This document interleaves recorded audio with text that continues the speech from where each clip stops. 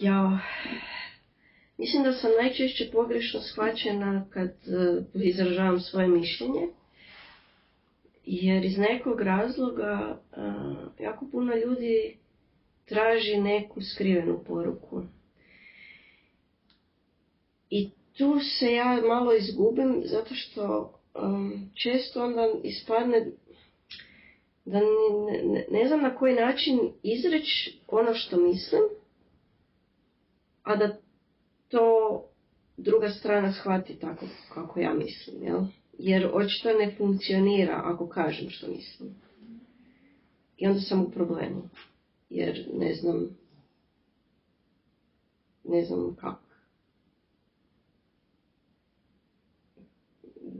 kako objasniti da sam mislila to što sam rekla, jel? Možda je tu problem i do mog nedostatka govora tijela, pa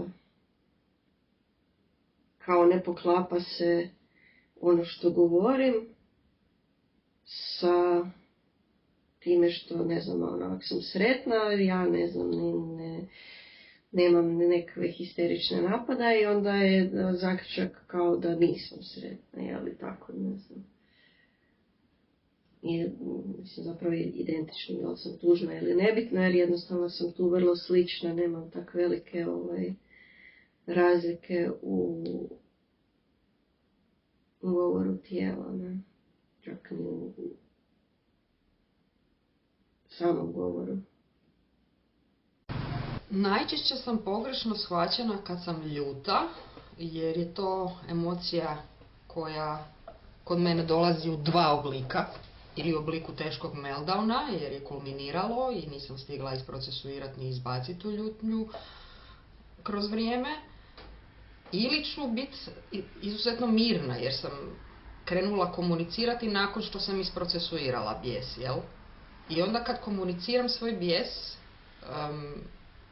mirno, ljudi me ne shvaćaju ozbiljno, uopće, i misle da mi to zapravo nije bitno, jer mi je faca jako neizražajna i ton mi je miran i ne osciliram previše u jačini glasa. I onda ljudi misle da mi to zapravo nije toliko bitno koliko mi je bitno, i onda znam da moram nešto izraziti u obliku boli me, povrijedilo me, no ponekad i to izrazim previše monotono i nedovoljno dramatično da bi me ljudi uopće shvatili ozbiljno kad to izražavam.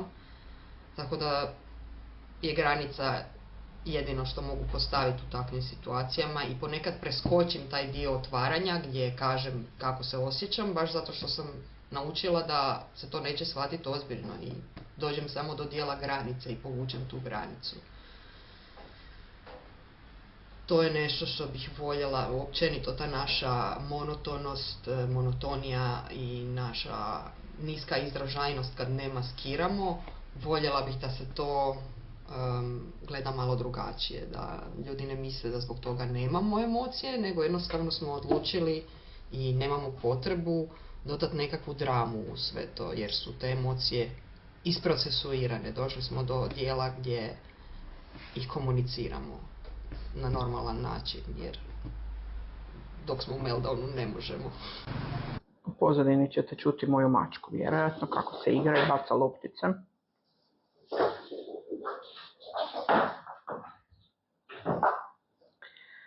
Uglavnom, najčešće sam krivo shvaćena u nekim raspravama ili objašnjavanju, najčešće kada se radi o poslu, zato sam često mijenjala poslove i gubila. Jedna od karakteristika autističnih osoba koja se vrlo često ponavlja u autističnoj zajednici je osjećaj za pravdu, odnosno za ispravnost. I to je dosta teško kontrolirati kada dođe do nekakve rasprave ili nečega. Vrlo često se pokušavam korigirati, međutim nekad zbilja ne mogu to napraviti. Znači, bitno mi je da je nešto pravilno izrečeno, da je nešto sadrži činjenice ili ispravne informacije, da netko ne laže. To su mi sve jako bitne osobine. Naravno, ljudi oko nas nisu takvi. Tako da vrlo često dolazi do sukoba, odnosno ja ispadam pametnjakovička, ispadam neugodna, ispadam da se pravim pametna. Kada o nečemu nešto ne znam, onda se trudim to, naročito ako me zanima, se trudim to istražiti u potpunosti. Tako da kad uđem s nekim u konverzaciju o čemu znam ili poznajem materiju, onda ili uopće ne ulazim, recimo ako ne znam nešto, onda uopće ne ulazim u nekakav razgovor ili kažem ne znam, ali voljela bi naučiti više. Ili ako znam, onda mi je vrlo bitno da se govori o činjenicama. Tako da, to mi je najveći problem i tu doživljavam najveće sukobe sa drugima. Što se tiče privatnih odnosa, mislim da se često može krivo shvatiti moja velika potreba da vrijeme provodim sama, što zbog hobija i hiperfokusa, što zbog načina na koji procesuiram sve što mi se događa i emocije. Ako ne procesuiram emocije i ne reguliram svoj živčani sustav, onda završim u burnoutu, a to nije dobro. Isto tako mislim da se može krivo shvatiti to što se često ne javljam na mobitel.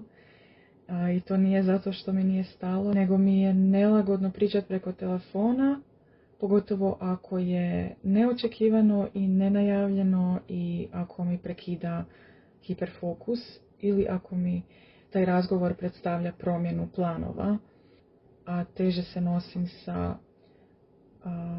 neočekivanim naglim promjenama. Znači, meni je uvijek bolje poslati poruku.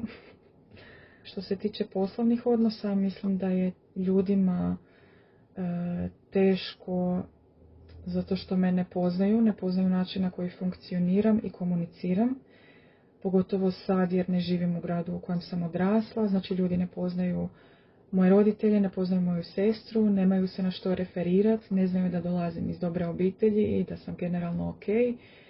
I onda ako moju direktnu komunikaciju i nekako otvoreno pričanje o emocijama shvate kao napad, nekako kao da, ne znam je li to bilo samo na tom zadnjem poslu ili općenito jer nisam još puno radila, ali nekako sam dobila dojam da ljudi odmah pretpostave negativno. I onda ako im je taj prvi dojam negativan, iako je pogrešan, oni će te i dalje interpretirati negativno. Tako da to mi je bio problem, pogotovo zato što sam imala dobru namjeru, stvarno sam nastojala prema svima biti ljubazna. Nastojala sam i potaknuti neke promjene, između ostalog zato što sam bila pripravnica i trebala sam da sam nešto radila za portfolio, ali eto, to je sve bilo shvaćeno kao nekakva prijetnja i bila sam, rekla bih, emocionalno zlostavljana i sabotirana. I još jedan aspekt u radu, pogotovo sa djecom. Znači, imam osjećaj, s obzirom da mi je psihologija i ljudsko funkcioniranje jedan od posebnih interesa, imam osjećaj kao da sam odrasle ljude magistrirala na neki način, ali djeca su mi posve drugi svijet koji kao da trebam ispočetka učiti, jer kao da nikad nisam bila dijete.